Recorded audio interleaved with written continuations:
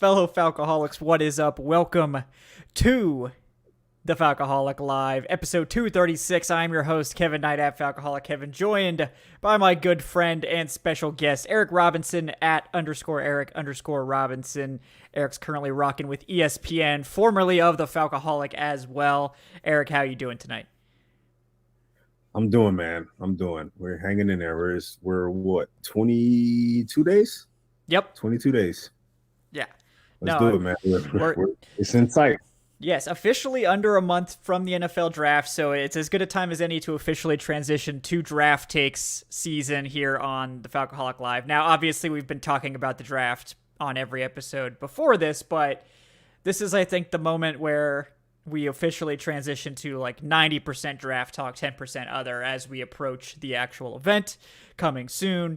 And it's an exciting one, obviously, with the Falcons having 3 top 100 picks, 3 top 75 picks, technically, and a lot of needs filled in free agency. So there's a lot of flexibility with these picks that may not have been there prior to free agency. We talked about it like earlier in the offseason, and we talked about Bijan being like, oh, well, maybe they could take Bijan, but like they would have to fill a lot of needs in free agency before I'd feel comfortable taking Bijan. Well, they filled a lot of needs in free agency, so the conversation's obviously going to come to Bijan at some point tonight. We just can't help ourselves as the Bijan fam here on the show. And even George Costanza has become a believer in the Bijan. So that, to me, that means it's going to happen, right, Eric? Right, because he was all on the Kyle Pitts thing. Yeah. 2 years ago. So yeah, with George officially joining the Bijan train, I'm pretty confident now that Bijan's going to happen. So maybe the whole show's pointless because we can just go ahead and write down Bijan in pen. But we got to fill the air sometime, right? So I guess we'll talk about maybe some other players that they might target at 8, but also some second and third round guys that we like. Dive a little bit deeper on the good players, not just the potentially great ones at the top. Maybe some that could be great on day 2. But just a little bit of a deeper dive. But of course, we'll do a lot of number 8 overall talk. Talk about the possibility of a trade down from 8 as well, which is picking up a little bit of steam with all the stuff with the Patriots potentially wanting to trade Mac Jones, which means they would be interested, obviously, in getting up for a quarterback unless they're all aboard the Zappy train, which I guess I don't really believe. But maybe. And then the Titans rumored to be interested in getting up for a quarterback too. So there are some opportunities there if a quarterback does fall to 8, that could be an option for the Falcons, even though it's never really likely that you get a trade down, especially when you're outside the top 5, but it could happen. So those are a couple of the things we'll be talking about. But a lot to cover in the run up to the 2023 NFL draft. Go ahead. Did you have something to add there? Go ahead. Yeah. No. Oh, okay.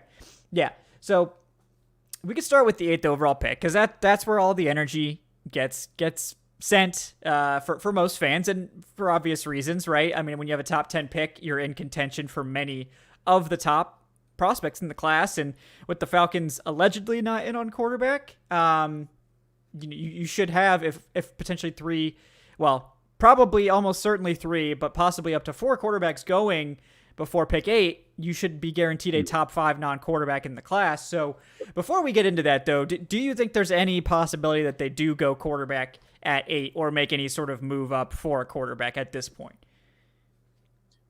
Yeah, if Bryce Young somehow fell. Yeah, it would be hard. It would be hard. Yeah, it would be hard to say no to that. To Bryce Young in particular, I think. Yeah, like that's the only way I see it at this point, man. I think they recognize that they're in position, like you mentioned, to where 4 quarterbacks can go in the top 4, maybe top 5, and they may have a pick of a top defender at that point. And I think they kind of sort of just want to sit at 8 and see how it plays out. But I do a trade back is a definite possibility. But as far as them going for a quarterback here, if somehow, some way, by some miracle, Bryce Young is still there at 8 for some odd, unfathomable reason, that's the only way I see him pulling the trigger there. I'm not even buying the whole Anthony Richardson thing. I think they're just doing their due diligence. They're trying to force teams to possibly trade up for him. Yeah, and it makes a lot of sense to me with the top quarterbacks pretty much every year, especially if you're picking the top 10. You never know who might fall or who you're going to be playing. It's always good to Yeah. get an idea of who these guys are. But yeah, Right. I agree with you. I don't really think they're serious about getting any of these quarterbacks. If there's some strange scenario where someone ends up falling to 8, I think they'll have wanted certainly to have done the background on these guys to know if that's something they'd be interested in. But it would be like some people are like, oh, it's obviously a smokescreen, for Lamar or for something else. Well, for Fontenot and Smith, going all in on Ritter, like I could believe that, but generally you don't involve like the owner in it, and you've got Arthur Blank basically going out on the circuit talking up Desmond Ritter, and I feel like that's not something you typically have the owner doing is supporting your draft smokescreen. So I tend to think they're serious about Ritter being the starter, at least to start the year. So that's sort of where our thoughts are. I think we're aligned there for the most part. So the next topic, you mentioned defensive players, so we can start there.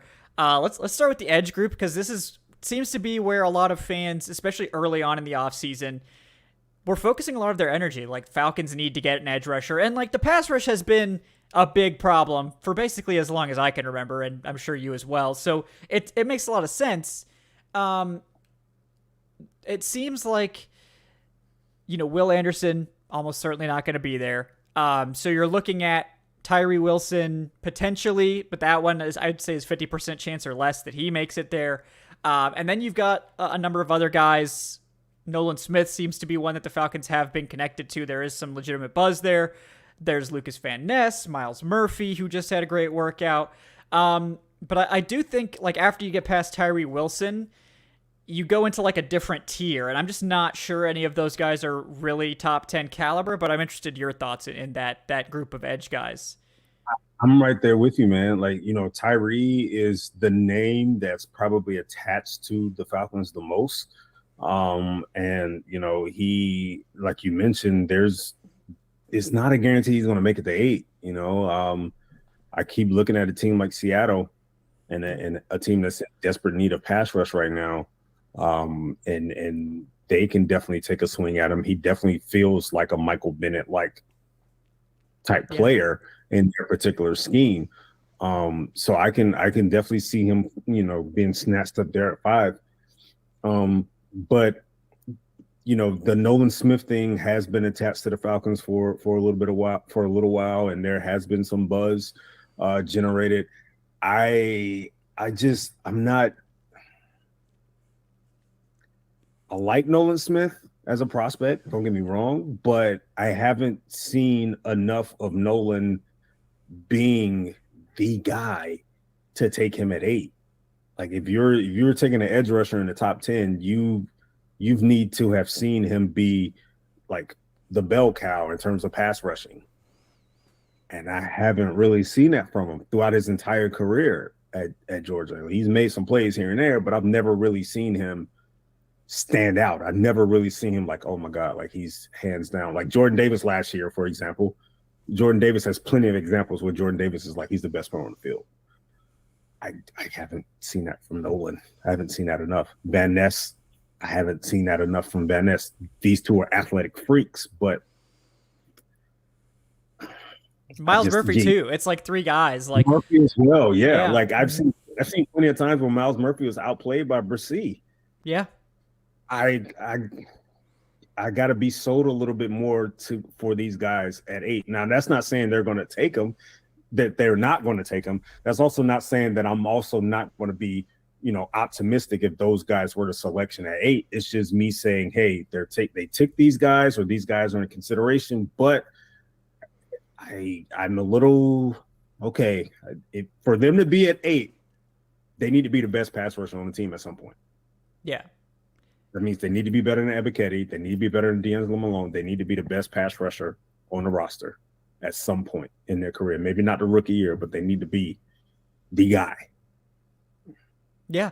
I mean, I agree with that. And I'm guessing if they do go for Nolan Smith, it would be because they envision a more versatile role for him, playing some off ball, playing some edge. I remember seeing I think it was maybe Thor Nystrom who actually is I just recorded a pod with. It's going to come out on Friday.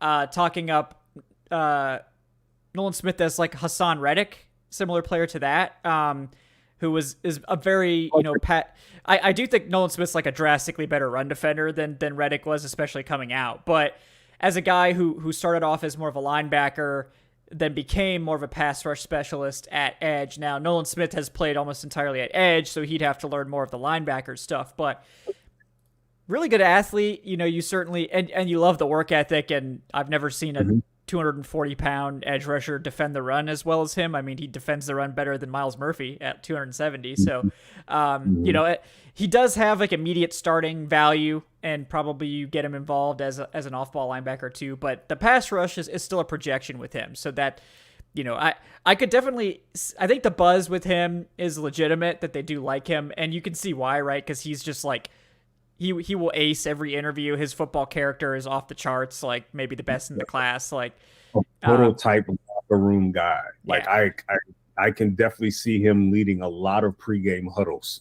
Yeah, a lot. Yeah, and the Falcons care about that. We've heard Fontenot talk about that, so that's might be why they do value him higher. And look, I understand that. Like when you get a guy like that, if they don't hit their ceiling, it's not going to be because they didn't work their ass off. So, I do appreciate that angle. And I think you generally get a pretty safe player when you go for that. But at 8, there's the question of, is there more talent available? And at edge, I think that we're sort of in the same vein as, I think, like Van Ness and Myles Murphy and Nolan Smith.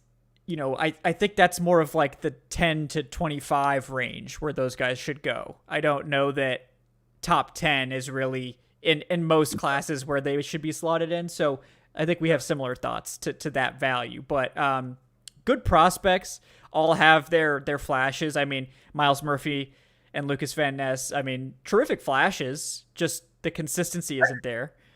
I just feel like top 10, you're going to go after a guy that you already know who he's going to be or what he's going to be at the next level. You take a guy like Kyle Pitts. You've seen enough from Kyle Pitts at the collegiate level to know he can be arguably the best tight end in the league, potentially. You take a guy like Drake London. You saw him post 88 catches in 8 games. Mm-hmm. His last year at USC. You've seen enough to say, I know what he can be. That is what you're doing when you take a guy in the top 10. I don't know what type of defender Nolan Smith is going to be. Is he going to be one of those defenders that's just athletic, more sound in the running game than you believe, but he's only putting up 6-7 sacks a season? Or is he going to be a guy that's going to get there to the next level? He's going to add on 10, 15 pounds, and all of a sudden he's going to be throwing tackles left and right, and he's putting up double-digit sack seasons. I don't know that. That's the concern. Like you said, that's better for 10 to 20, but top 10, I need to know who this guy is going to be in order to take him in the top 10. Yeah, and it depends on the class too. Like there might be some years where it's just like the blue chip guys all go in the top 5, 6 or whatever. And this is a class that could be like that. Now the fact that it has so many quarterbacks at the top is going to help a lot, but it just depends on the overall board too. Like sometimes you just may have to consider these type of guys in the top 10 when you might otherwise not. But I do think there are other options that I would prefer at this spot. But it's just like last year. Yeah. It's just like last year. Would you be willing to take Jermaine Johnson at 8? Or would you just say, hey, you know what? I'd rather take the top guy at a different position. May not necessarily be a need, but at least I know what type of talent I'm adding to my roster. It's just like last year. They probably wanted Thibodeau, but Thibodeau was gone, and it was either get your third best edge rusher or get the number 1 receiver. Yeah. No, I think it makes sense. Yeah, it's just like that. So do you go after Nolan Smith, who's probably the third best edge rusher at this point? Or do you say, hey, you know what? I'd rather get the top guy at another position. Right. And that position could be cornerback. Look at that seg, right? Yeah. Right. With Christian Gonzalez is one option. Devon Witherspoon is another. There's, I know, very passionate supporters of each one. I think both are top 10 worthy. I'm curious where you lean in that debate. Do you think both of them would be appropriate selections at 8? I wouldn't mind either one. I've seen enough from either one, honestly. Christian only gave one outstanding year at Oregon because he was a Colorado transfer. Witherspoon has been a guy that's been around the program for a few years, and I've seen him round out as a corner as well. I would not mind either option at 8. I wish I can take the mentality of Witherspoon and put it in Christian Gonzalez. Yeah. And that will be damn near the perfect top 3 prospect. player. Yeah. That would be a dangerous cornerback. And not to say Christian Gonzalez can't. It's just there's some traits about Witherspoon that I absolutely love. And you and I, we discussed it a few years ago, how much we really love Asante Samuel coming out and how Asante Samuel was just on a different level because of his mentality. Forget the size, but the tape, what he showed in his head, in his mentality as that type of corner is exactly what we see in Witherspoon. And I'm like, man, he's going to. I wouldn't shy away from having him on the field and just talking smack every game, getting into a receiver's face every game. Like, I will love that. But Christian Gonzalez is a prototype corner right now. He's already garnered some Patrick Surtain comparisons, and I don't think they're that far off. He's that athletic. He's that clean of a prospect.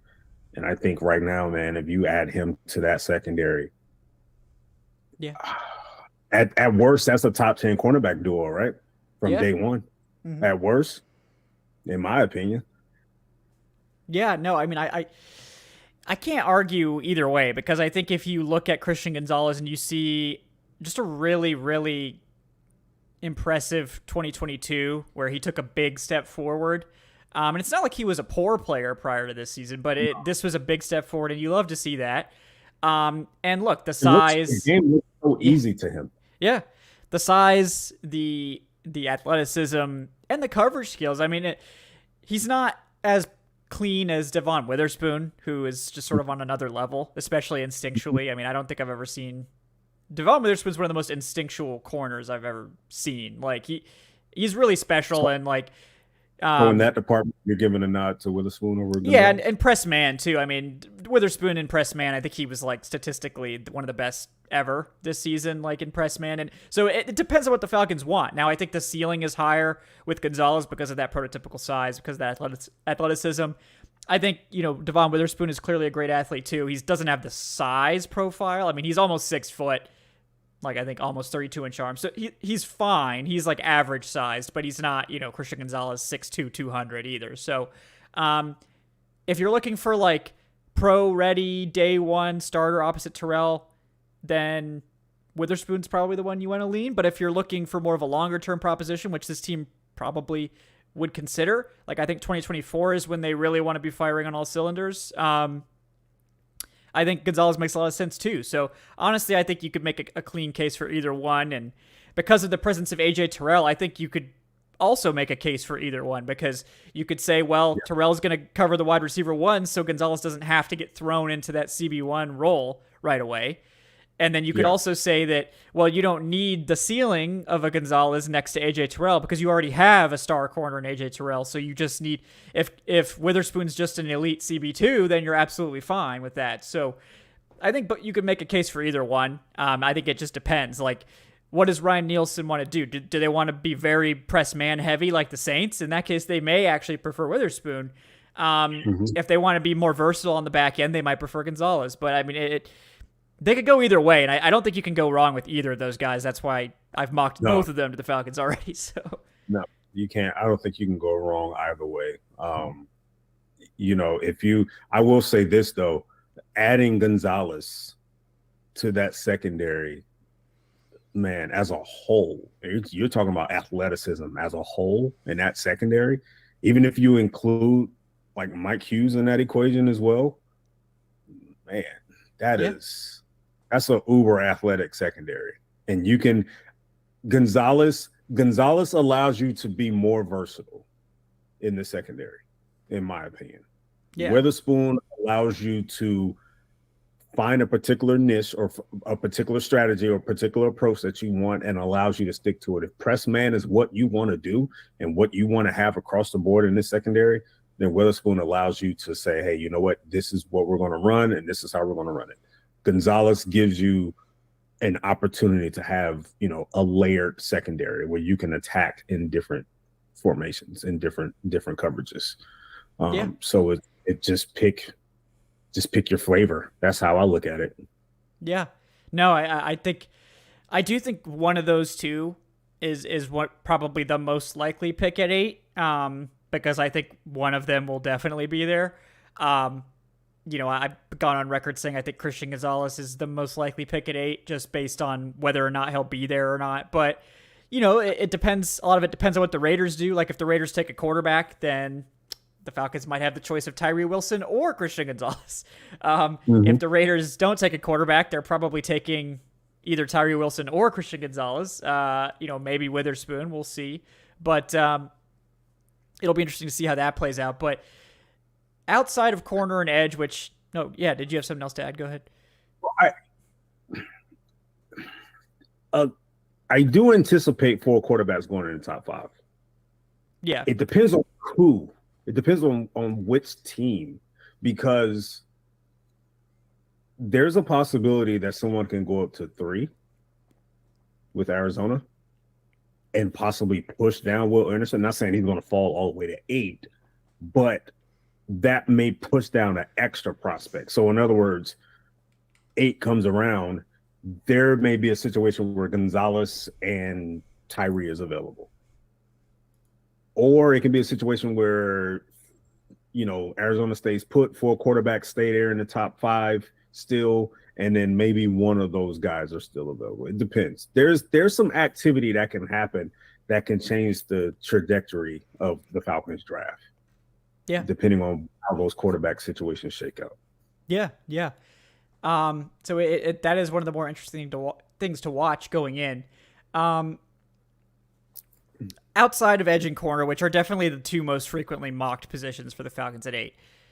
The next one we should talk about is Bijan, because I do think he deserves to be in that conversation of like most likely outcomes. And we've talked about why before, but I know you were there was something you were quoting before the show about, how a lot of some I think, what was it, scouts or executives. A lot of scouts. He's future Hall of Famer. I mean, and a lot of scouts go that way. Yeah, and that gets thrown around sometimes, and it's not ever fair to these players. But like Bijan is viewed that highly by some people. Like this is, I think, without a doubt, the best running back prospect since Saquon. I think a lot of people have said that. Some people have said he's graded out higher than Saquon on their boards. So yeah, some people say he's better than Saquon. Some people have said he's the best running back prospect to probably come out since maybe LT, honestly. Yeah, I mean, it could be. I mean, so it's a rare player, and I think that's what people need to understand. And like, I think if you look at Bijan as just a running back, I think it's too reductionist, because you look at his game against Alabama and you see the running stats, right? You're like, oh, 21 for 57. That's not great. But he had 3 catches for like 75 yards, and like 2 of them were almost house call, just receptions, and they were just these crazy circus catches that he made. And he is a special receiver, and I think if you sort of peg him as just a running back, you're not really seeing the full picture of what he could bring. Like, he is such a dangerous yards after catch threat. Like, this man should be catching 3 to 5, or at least getting 3 to 5 targets a game minimum. There are staffs, there are coaches, there are scouts that are honestly sitting here and saying that he is the best player in the draft. You can sit here and frown at the fact that he's a running back. But if coaches are saying, as devalued as the running back position is, if coaches are saying that he's the best prospect in the draft, especially with the quarterbacks that are in this draft. What does that tell you? I mean, that tells you he's not just a running back. Like, he's a special player. Yeah. And people are really looking at him like he's just a regular running back. He's not, man. As again, as devalued as the position is, he's coming into this draft in the eyes of some as the best player in the draft. And if not the best player, he's a top 5 player in the draft. Yeah, at worst. I haven't seen him lower than 5 on boards. So at worst. So I mean that tells you right there that teams recognize the running back position, but they still think this kid could be the best player in this draft. Like that, I don't see how you can frown at that and say no on a team that has been trying to build talent for so long. Like, they're trying to build this roster to just add talent across the board. I don't see how you can look at that and just frown. I got a question for you, Kevin. Yeah. Which prospects, it's a 2-part question. Which defensive prospects do you comfortably feel will be available at 8? And of those prospects, would you pull the trigger on Bijan on either or on any of them? Yeah, it's tough. I mean, I think the 2 that I would probably lean towards taking over Bijan would be like Tyree Wilson and Christian Gonzalez. But I think it's a fair question either way with that. I think with Christian Gonzalez, you're probably getting CB1. So I think that he's also very talented. And then with Tyree Wilson, I think that they're going to they will see Tyree Wilson as their potential like Cam Jordan of the future. And you can get him in here with Calais Campbell here to tutor him for a year. And it's like, there's no better, I mean, he literally, like, look at Tyree Wilson, look at Calais Campbell. Like, those 2 guys, like, that's the same role. If you're Tyree Wilson, you're hoping you can be Calais Campbell. So I couldn't think of a better player to mentor Tyree Wilson for a year and get him where he needs to be. And then maybe Calais comes back next year. That'd be cool. But if he doesn't, you've got Tyree Wilson ready to insert into that exact same role. And I hopefully, you don't miss a beat, or Tyree Wilson's more like a earlier career Calais Campbell, which of course was one of the best defensive players in the NFL during his prime. So, but I think the thing with Bijan, especially for this front office, is that you could make the easy argument that he's just the best player available, like, period. So they would take him. I mean, and Smith and Fontenot took Kyle Pitts at 4. They took a tight end over a quarterback. Like, there's no reason they wouldn't do that. Like, I mean, I would not be shocked at all, like, if they took Bijan. In fact, I think it's one of the more likely picks because of that. Like, we know how they value these types of players. So they took a receiver over an obvious edge need last year. They took a receiver. Yep. So to sit here and discount it as if it's just, we're just blowing smoke or whatever. Like, this is the reasons why we're trying to paint this picture is because we recognize what type of offense, what type of scheme is being ran. If this is a Kansas City Chiefs like offense, we wouldn't be sitting here saying take a running back at 8. We're no fools, Kevin. Like, we kind of sort of know what we're talking about when it comes to that. Sometimes we recognize it's a run oriented offense. So that's why we're making that case. Secondly, we're also making the case because we recognize the fact that this team wants to truly get into a BPA strategy in the draft. They've said it countless times. The offseason has played out in a certain way where it definitely looks like, hey, they may actually be going BPA early, at least. Like, to me, it's a possibility.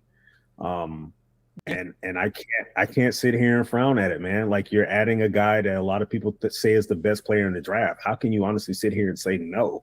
Yeah. Simply because it's a running back position? Like, yeah. Okay. Whatever.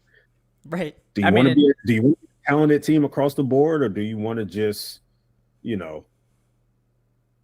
your needs every year? They already said they don't want to use the draft for needs. They've made it clear, and they've done it pretty much every we've only seen 2 so far, but I think they've lived their truth so far in that regard. Now, there's a lot of argument over who the BPA actually is, and that's part of the thing with this is that, you know, they're going to go off their board, which is probably not going to match our board or anyone else's board because every NFL team is going to be a little bit different. But, you know, Bijan, I think he is a really special talent. And, you know, someone in the chat mentioned, you know, comparing him to Debo. And I was mentioning that to Eric before the show, and I pulled up their RAS comparisons. So Bijan Robinson, 5'11", 215. Debo Samuel, 5'11", 214 at the combine. So same body type, same arm length within like a quarter of an inch, same hand size, all that stuff. Bijan was faster, 4.46 to Debo's 4.48, but both are very fast. Bijan was much quicker, so much better 20-yard split and 10-yard split. However, Debo did have a better vert by 2 inches, but Bijan had a better broad by 2 inches. So, you know, pretty similar jumps. But, like, in terms of athletically, they're very similar prospects. Now, I think Bijan's going to be more of a runner than Debo. So don't look at Debo as, like, that's exactly what the role is going to be. I would say Bijan is just like Christian McCaffrey, but, like, 2 inches taller and, like, 15 pounds heavier, you know? So, like, Christian McCaffrey with, like, a prototypical like, workhorse back build. So, and, like, I mean, sign me up. You look at the impact that he's had in the passing game, and he basically carried the 49ers on his back as much as he could. So, like, he was. No one's going to sit here and convince me that trade for McCaffrey didn't do much for that 49ers offense. No, it did wonders for that team. It did wonders. And again, this is an offense, and people want to. I have to be honest when I say this, man. Like, it grinds my gears. Like, I really like let it out. Yeah. Like, it hurts. It even hurts my teeth when I hear people say they have Tyler Algier. They're fine at running back. That bothers me, because that's the type of thinking that got Thomas Dimitroff fired. Like, that's the type of complacency that gets GMs and teams in trouble. That's how you stay in mediocrity, because you frown at adding difference-making talent simply because you feel you're okay there. Like, I like Tyler Algier, don't get me wrong, but he's a 5th rounder. Okay. He's coming off a season where he had I think he had a little bit over 250 carries. Behind him is a 32-year-old wide receiver that plays running back. That's on the final year of his deal. And behind him is an undrafted free agent that had an Achilles injury at the end of the year. Late in the season. Yeah. He's probably not going to play at least till halfway through the year, I would imagine. So you say that they are fine at running back, like, that's lazy. That is so lazy to me. Yes, it really is. They're not in any way fine. Now, they don't need Bijan. Like, they don't need Bijan, but, like, you know, they don't have to spend a 1st-round pick on a running back necessarily to fill that need behind Algier. But, like, don't try to pretend, people, that they don't need running back, because they do. So, I mean, but as much as I love Cordell, he's hit the wall the last 2 years, late in the season. Yes, he needs to be a rotational guy, and let him return kicks. Like, he's still a great kick returner. Yeah. Let him return kicks. Yeah. Yes. I can't keep banking on him being Cordero, because he's, as much as I love him, he's shown that he can't necessarily carry a full season worth of carries. He's hit the wall the last 2 years, late in the season. Yeah. The other thing about Algier that's really interesting with this Bijan pairing is, like, the one thing I think you could nitpick with Bijan is that, like, he doesn't necessarily go between the tackles. He doesn't run with the most power. I mean, he's fine, but he's not like a guy that's going to bowl people over. He's more a guy that's going to break your ankles and, you know, fly down the field. And he's certainly fine in short yardage, but it's not his, like, biggest strength.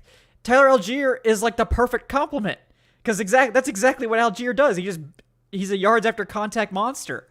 And like you can soften up the defense with Bijan running all over them, and then you can bring in Algier to get 10 to 15 carries to close it out and just grind teams to dust. So, like this is a perfect pairing. Like you couldn't ask for a better complementary pair than those two. Like they complement each other really well. So get it. Don't get it. I don't get it. I see people say no to Bijan, but they're literally clamoring for Smith and Jigba or Quentin Johnson. How? They're not better offensive prospects. Yeah. In a run-oriented offense, in an offense that's going to run the ball between 55 and 60% of the time, you're saying no to a running back, but you're saying yes to another receiver. Right.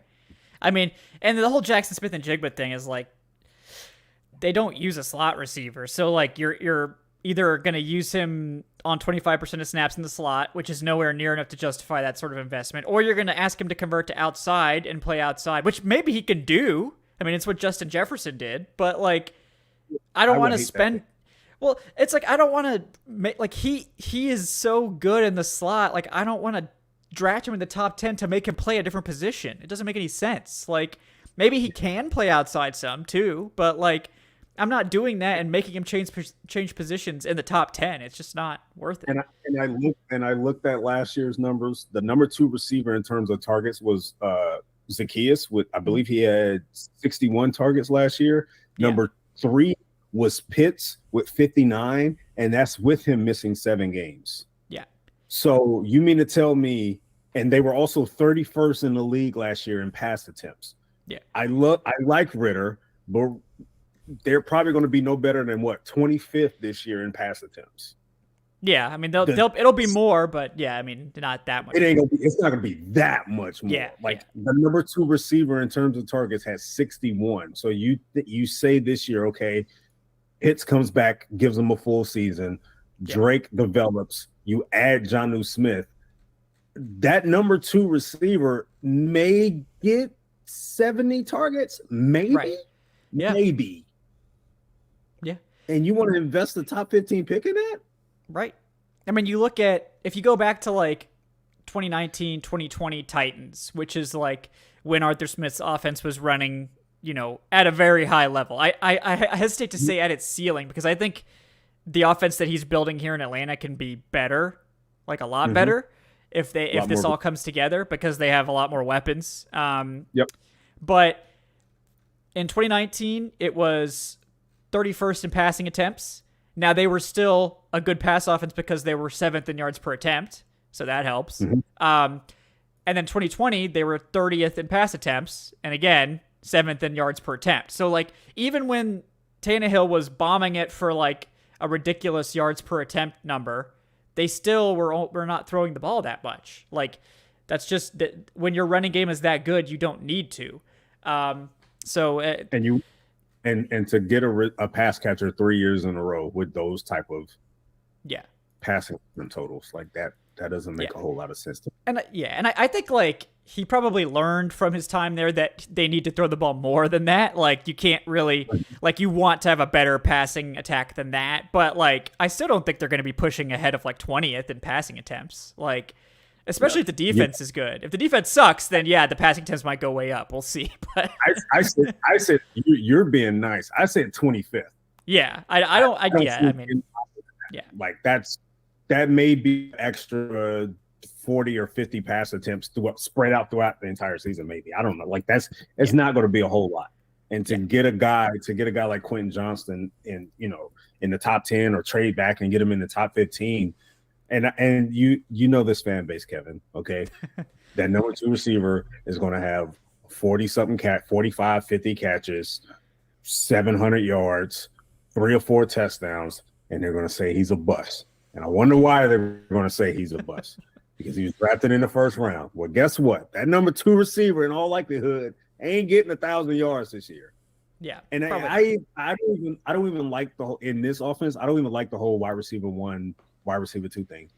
I rather just look at it as who's going to get the most targets. Yeah, that's what you have to do. Yeah, because they throw the ball to the tight end so much. You have to look at it in terms of who is the targets. Like Drake London, Kyle Pitts, 1 and 2 targets. Then right now, Jonnu, Mac Hollins, like whoever they would draft would be like the number 3 target at best because they're not getting ahead of London or Pitts. So it's like, are you really drafting your number 3 passing game target at 8? Like, at 8, yeah, it's not necessary. Or 15. And maybe if this was like an 11 heavy offense, like the Bengals, that's going to be throwing the ball all over the yard, then it's like, okay, well, your number 3 pass catcher's playing like 75% of the snaps, so like they need to be out there and you need to have a great one. But like, it's for this offense, it's just like it's not necessary. Like you need a good one, but why not take a guy that can pretty much give you 15 to 20 touches per game? Yeah, like why not? Yeah, I mean, and we've talked about it. Like, no one's gonna give you more touches and more production at 8 than Bijan. Like, there's no one else that's gonna beat that. No one. Not even close. So, and like, so if you don't like it because of the value thing, that's fine. I understand the reservations, but look, if they really are committed to this Ritter thing, which it seems like they are, they're clearly deciding that whatever the NFL's doing as a whole, we've decided that we're going to try something different. Maybe it'll work. Maybe it won't. But, like, stop trying to view the Falcons through the lens of the rest of the NFL. Like, oh, well, the rest of the NFL has a bunch of receivers and runs 11 personnel 75% of the time. And, they don't draft running backs early. Well, the Falcons drafted a tight end at 4, a wide receiver at 8, and then maybe a running back at 8. And maybe it'll work and they'll look like geniuses and maybe they'll fall flat on their face. But they don't really care about what the rest of the NFL is doing. And maybe it'll be good. Maybe it'll be bad. We certainly don't know from where we're sitting, but we can only talk you through the potential picks. And I don't think Bijan would be a bad pick because anytime you can add a star caliber talent to your team, you should do it. Like, and I think he's the safest bet. Certainly the safest bet you'll get at 8. So look, you get Drake London, Kyle Pitts, Bijan Robinson, 3 stars. And then either Desmond Ritter is it, and you're looking like complete geniuses next year, or you go into next year's draft with 3 stars on your offense, probably a really good offensive line. Maybe you still need a left guard, maybe you still need a center, but you got 3 positions pretty much locked down.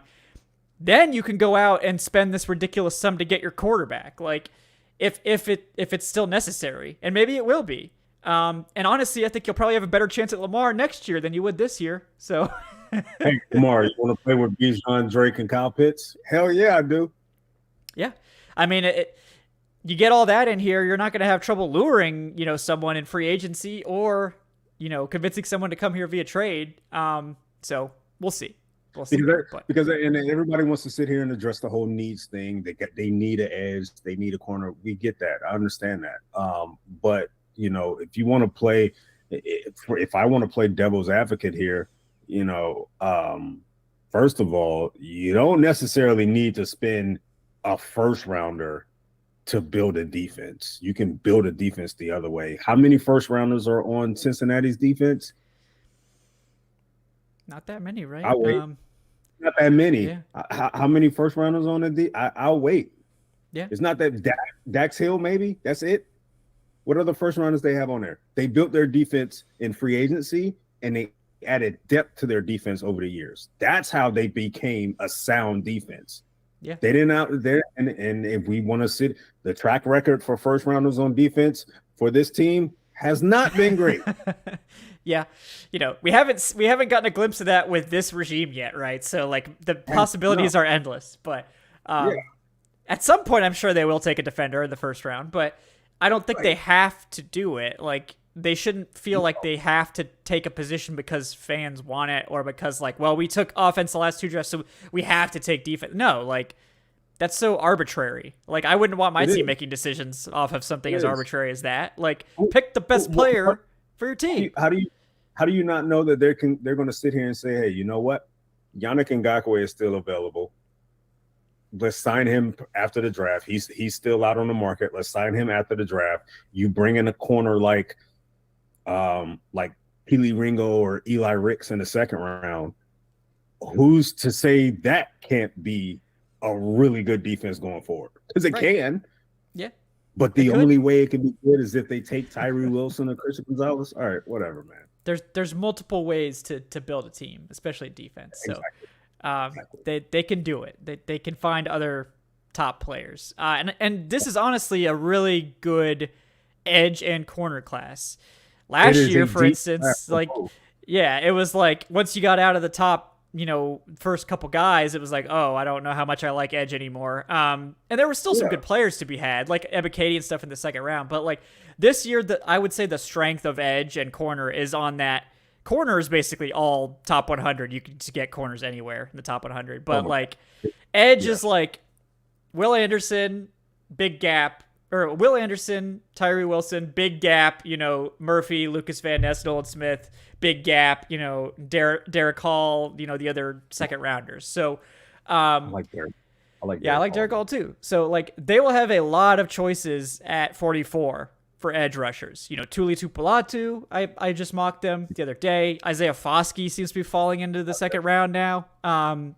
They'll have options there if they want to go edge. Adibare out of Northwestern. Yeah.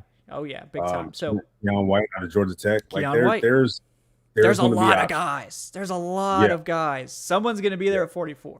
And corner's even deeper. Like corner, I think like if you don't get one at 8, I think you wait till the third round because there's just so many. There's going to be somebody left, and maybe it's Garrett Williams, as I mentioned, Eli Ricks, Caillou Blue, Brent, Julius Brent. Yep. There's going to be names out there, man. There's going to Darius Rush. Darius Rush, yeah. I mean, Keely could fall. Yeah, DJ Turner's been falling too. Strangely, I'm shocked by that.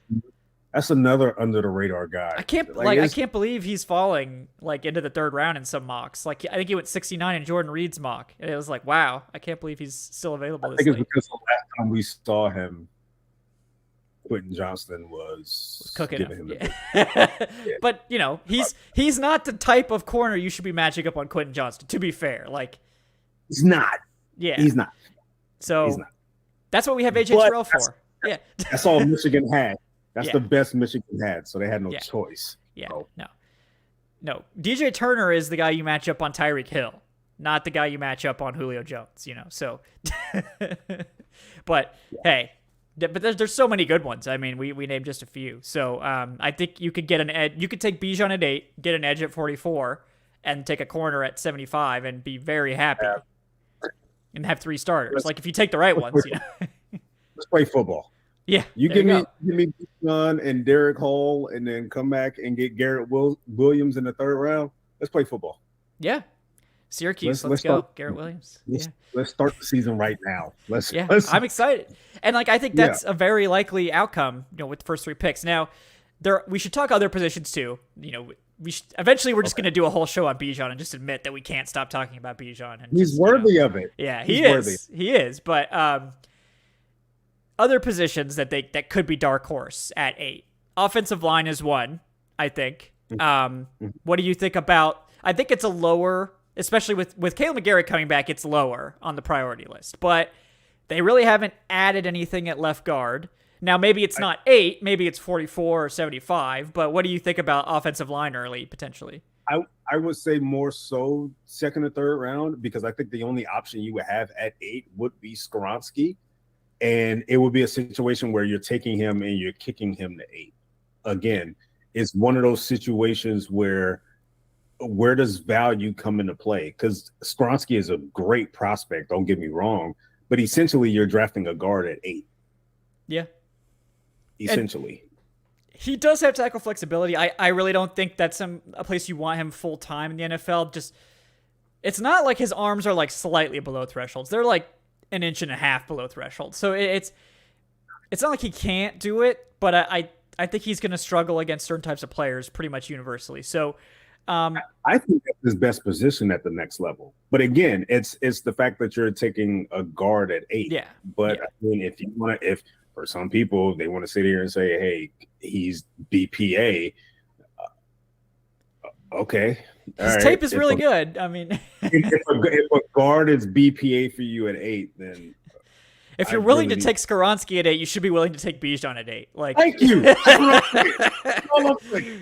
like if you're willing to take a guard, like, come on. If a guard is your BPA at 8, I need to see your draft board. It's like the opposite ends of the sexy spectrum. Like running back at 8, Bijan would be really sexy, maybe not the best value, but then like, guard at 8's like completely unsexy, also probably not the best value, but like both, Yeah. Okay. I don't get it.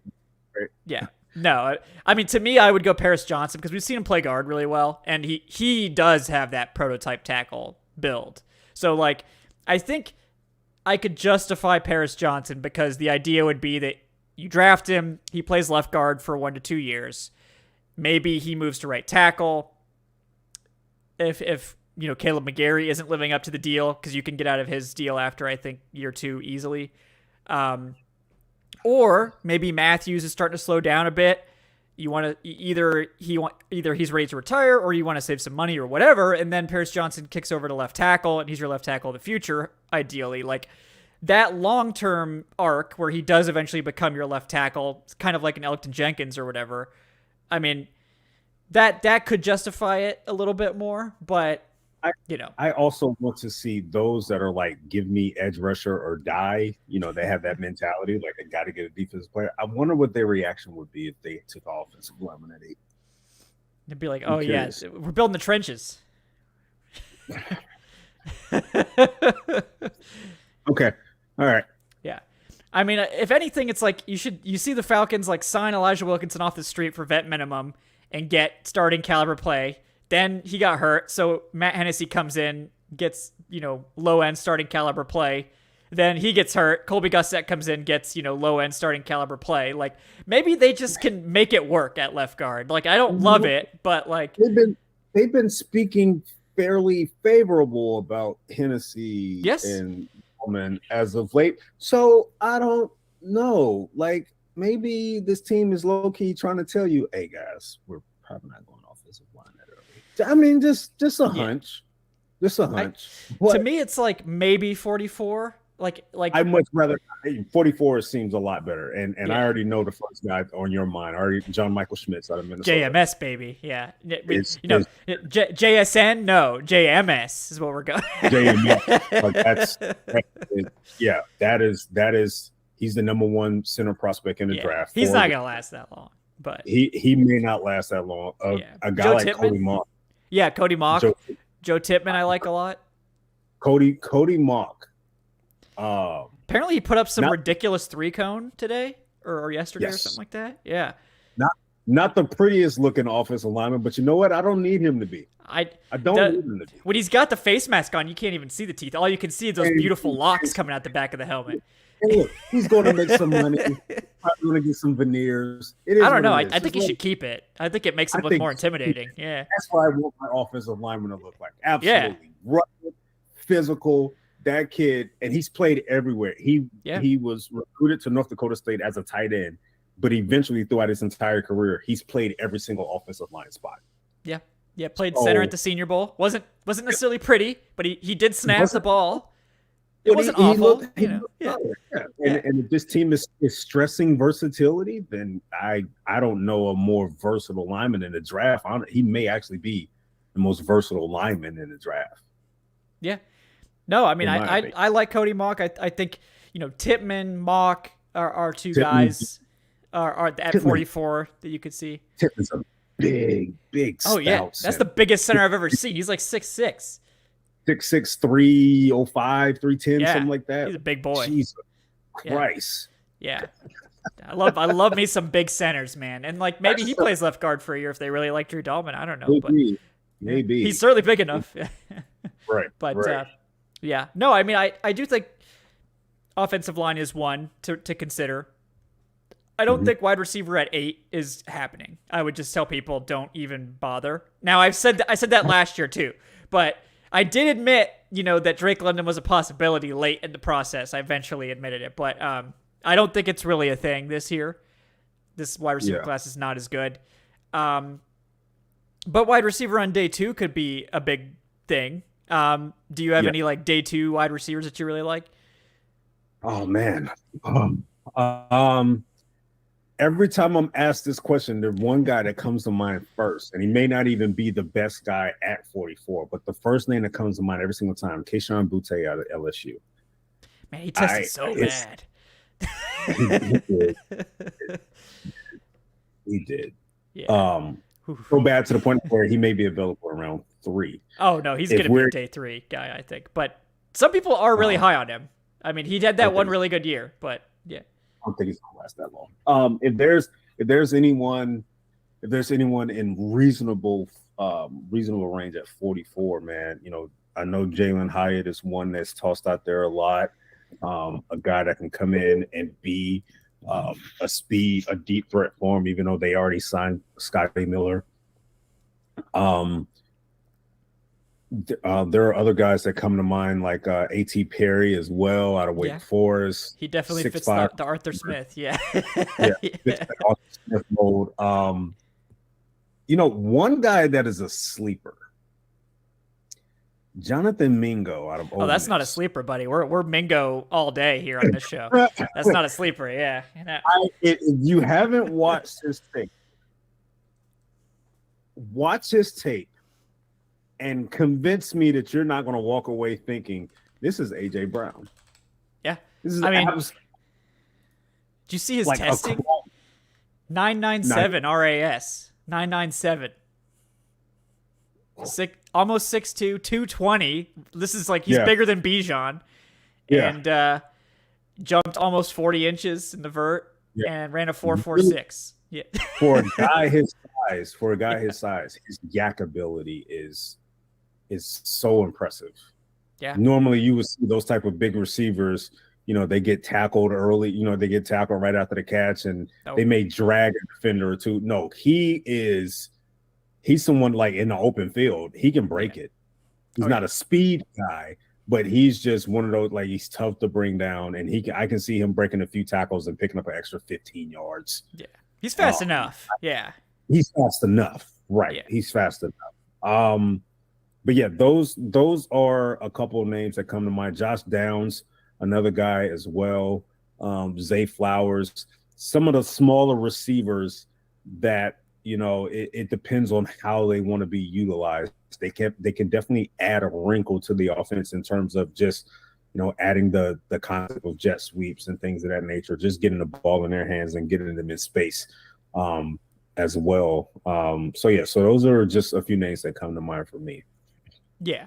Yeah. I mean, to me, Mingo is a big target. Like, I would have Mingo's name circled. Like, the one thing that you look at, when evaluating receivers is obviously, can they catch the football? But when you're scouting receivers for Arthur Smith's offense, what you should be looking at is, can they run block? And goddamn, can Jonathan Mingo run block? This man is mauling people out there. That's not the most important thing when you're evaluating day 2 receivers, obviously, but he checks that box plus as a run blocker, and just also a really good receiver, so that helps. But he fits that mold. Jaden Reed from Michigan State, another 3rd round. I think I'm sort of leaning more towards 3rd round for receiver, just based on what they need. But so I think Mingo. You mentioned Tyler Scott, Jaden Reed from Michigan State. Makes a ton of sense. Doesn't have the huge size, but he's going to play outside. And look, they have Mac Hollins, they have Kyle Pitts, they have Drake London. Not everybody on that receiving core has to be 6'2". Okay, some of them can be like 6 foot. No. It's okay. It's all right. I mean, they have Scotty Miller in there. He's 5'10", right? So yeah. He's worked with Adam Humphries before, so I mean, who's not the biggest receiver. No, it's a misnomer that like Arthur Smith refuses to have receivers that are like shorter than 6'1". But so there's a lot of guys there. Let's talk real quick about like some of the more like crazy outcomes, like Darnell Washington at 44. That one I think is worth discussing, or Darnell Washington or Michael Mayer, because occasionally you'll see these guys drop. Now, for any other offense, much like the Bijan conversation, for any other offense, you would never consider drafting a tight end 2, at 44. But for this offense, you might consider it. What do you think about, unlikely that either one of them falls, but 2 first-round caliber tight ends in a 2 tight end offense that's going to be pretty, heavily using those guys. What do you think about that potential? Now, you don't have to love it. You don't have to support it, but I'm curious what you think about that. You hate it that much? You mean to tell me we're speaking up adding another damn tight end to this roster and saying you can never have too many? Don't understand. I don't understand the thinking. Okay, what's funny is today I saw a mock that projected the Falcons trading down to 17 with the Steelers. Okay, I'm in. Getting Bijan. I'm in. Yep. And in the process, they picked up the 32nd overall pick. And guess who they used the 32nd overall pick on? Darnell Washington? Yes. I love it. Let's ride. You do? Well, was John Michael Schmitz there? Because if he was there, I'd probably go JMS. But yes, at 32nd?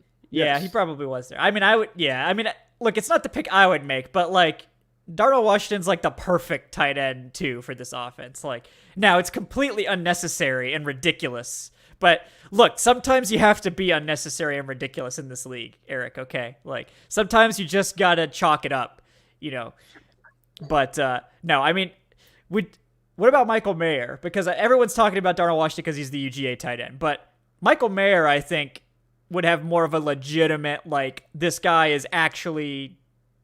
Now, Darnell Washington can be a effective receiving tight end. He just hasn't been a high-volume receiving tight end. Michael Mayer has been a tight end one and probably should be a tight end one in the NFL. What do you think about the idea of, like... Mayer's also a really good blocker. He's not as good as Darnell Washington, but he's one of the best blockers in the class. You move Kyle Pitts more permanently to outside, and Michael Mayer is then your tight end in most sets. What do you think about that? We don't even need the wide receiver now. Kyle Pitts is wide receiver too.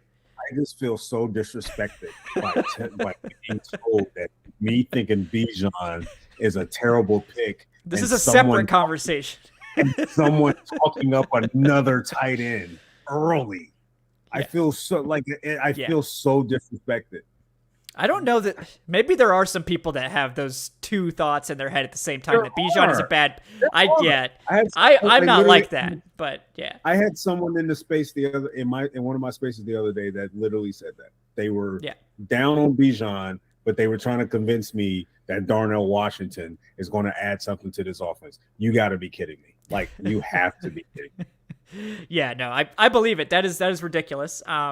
Because at this point we're just talking about like making crazy additions to the offense that, look, I think both make sense. I mean, I think Bijan, we talked about it to death, right, in this episode. Makes a lot of sense. Uh-huh. I think with Mayer, like, where I land on that is, with Mayer, I think you could make the clear case that, like, this man has no business being on the board at 44. He's the best player. Like, we use two tight ends. They don't necessarily need a wide receiver too. They need more receiving targets. And, like, I think you can make the case that Michael Mayer is a better blocker than Parker Hesse also. So, like, even if you're going to run traditional 12 with Kyle Pitts as one tight end and Michael Mayer as another, like, he's going to play above Hesse. And like I said, like, maybe you move Pitts more outside permanently where he's spent a lot of time already, and Michael Mayer just plays your inline tight end for you. Why not, And then it's like it's sort of like he almost functions like you're adding a wide receiver in some ways because you're allowing Kyle Pitts to take on a more prominent wide receiver-like role. But only because he is such, like, people think about Michael Mayer and they're like, oh, he's a great receiver. It's like, yeah, he is, but like he's also a really good blocker. Like he is really good. So to me, that will almost eliminate the need of a receiver in the draft. Right, it would be like a day 3 pick at that point if you do that. Late day 3, like we're getting him for special teams. Yeah, I mean, like 5th round maybe, depending. It probably depends on who's there. Yeah, it would almost eliminate the need for one because I'm like, if you're getting a tight end that high, you have to give all 3 of these guys a considerable amount. Jonnu too. Yeah. Him. So Jonnu, Kyle, and whoever that third tight end, you have to give all 3 of them a considerable amount, along with Drake, along with having a deep threat in Scotty Miller. And having Bijan, there's almost no. I feel like there's no need. There's absolutely no need to sit here and go that route if you're going to get a third tight end, a tight end 3 in this particular offense. Because to be honest with you, Kevin, I don't know how you feel about it. I'm not necessarily in love with this whole let's just kick Kyle out to X receiver. Yeah, he does play a lot outside. I think that he should play both, like outside and tight end role. And like they're clearly trying to get him more inline reps too because they've improved his blocking. So I'm not like super serious about them taking tight end at 44, but like I think if Michael Mayer's there, you have to have the conversation just because he really shouldn't be on the board at that point. I don't think he will be, but I think at that point he's the best receiver, like period, that's going to be on the board at 44. So maybe. If he's there. Yeah, I don't think he will be. But much more likely they take a corner, they take edge, they take interior offensive line there. Then they take another tight end. Look, we love tight ends here, okay? They can't possibly get enough. They had 5 on the roster last year, Eric. They had 5 for like the whole season. Much? Yeah. Do we love them that much? But then maybe we could say goodbye to Felipe Franks, which I think would make some people extremely happy. So maybe that would be worth it just from that angle. I mean, we could say goodbye to Felipe now without. We should say I'm sorry, goodbye Felipe. To him I'm sorry. Yeah. No. Without drafting another one. Yeah. We should say goodbye to him now. They might. They probably will. I mean, they're going to bring in some UDFAs, right? So why they haven't yet, I don't know. Whatever. Yeah. I would have. First thing out of town. So that should sell you on Michael Mayer right now, because then we get to, no. But matter of fact, you know what? Let's give him 0 this season as well. Let's take away. There we go. Yeah. You get 0. There we go. You earn your number. No, that's Eddie Goldman's new number, 00. So let's go. Really? Oh, yeah. Oh, that'll be ugly. It has to be your nose tackle. It has to be the nose tackle. 0. I don't mind 0, but 00. 00 is for nose tackles. That's what that is. I feel like 00 needs to be for long snappers. Only. like 0 is fine. 0 is fine. Like if a nose tackle is like, yo, I'm wearing number 0. All right, you know what? I can get with that. 00. 00 has to be somebody like, I think like 330 minimum requirement for 00. That needs to be in the rules.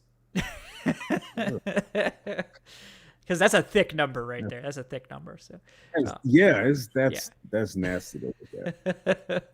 All right, guys. Well, that's enough, numbers talk. We'll save that for the Dead Zone pod. But yeah, guys, appreciate everyone for hanging out tonight. Please do like and subscribe if you're watching on YouTube. If you're listening to the podcast audio, leave us that 5-star review. Check out the Patreon, patreon.com/Falcoholic Live if you haven't done so already.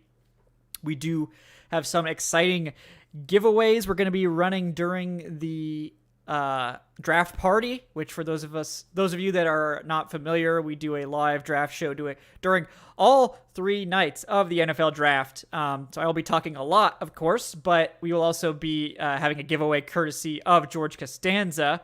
We'll be giving away NFL shop gift cards. So you guys can go out and buy, your first round pick jersey if that is what you so choose to do. But, once you have it, it's easier than me shipping you the jersey. But, so, but one of those will be, you think one should go to you? Is that what you're saying? Yeah, it should go to Bijan. Yeah. When I get if I mean, if Bijan's the pick, then I'm going to use the money to buy me a jersey. So, we'll just mysteriously that one will go missing. So, yeah. Could we get Bijan number 1? 0. Not using it anymore. Bijan gets 0. What are you talking 0? about? Yeah. He can't wear 1? He could wear 1. That's fine. If he wants. I don't know what he wants. Maybe 7. Well, Ku's 7. So whatever number you want, Bijan, you pick it. I imagine he'd go for 0. Because he might. The first 0 in franchise history and all that. I mean, and maybe he might. That's what I would do. It's a good chance he's probably not getting 5, however. No, I think Drakeland is going to keep 5. But unless, Franks is gone. Drake gets his 15 back from USC.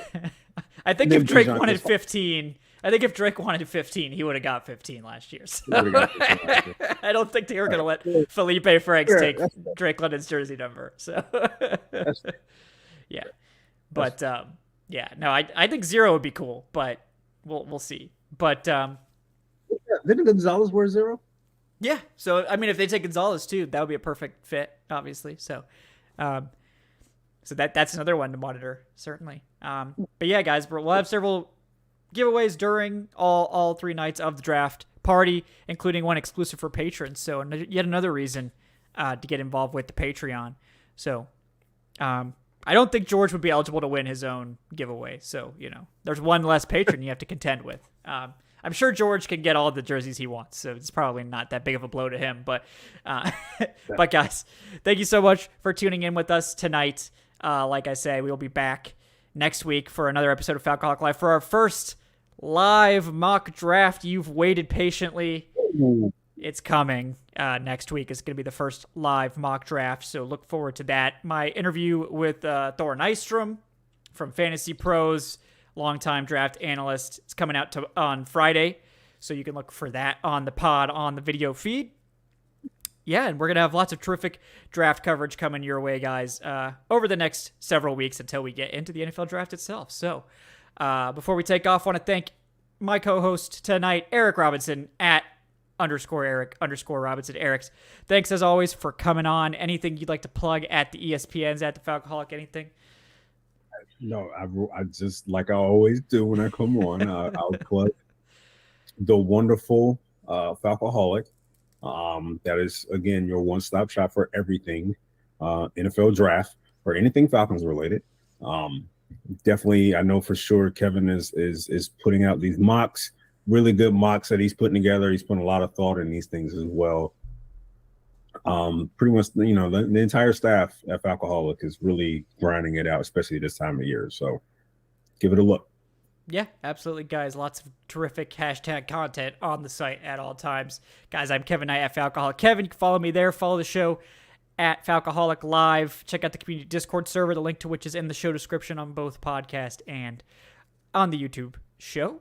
And yeah, like I said, subscribe, leave that 5-star review on your podcast platform of choice. Really appreciate that. That helps us grow. So thanks, guys, so much for hanging out with us tonight. All 170 of you. I mean, it's crazy, even from last year, how many more people we have for these off-season shows. I can only hope that the Falcons keep this hype train going all season long, and we don't all get cripplingly depressed by week 8 like last year, or week 10, or whatever it was when Mariota fell off a cliff. So, we're hoping for the best there. So thanks, guys, for hanging out. We'll see you next time on the Falcon.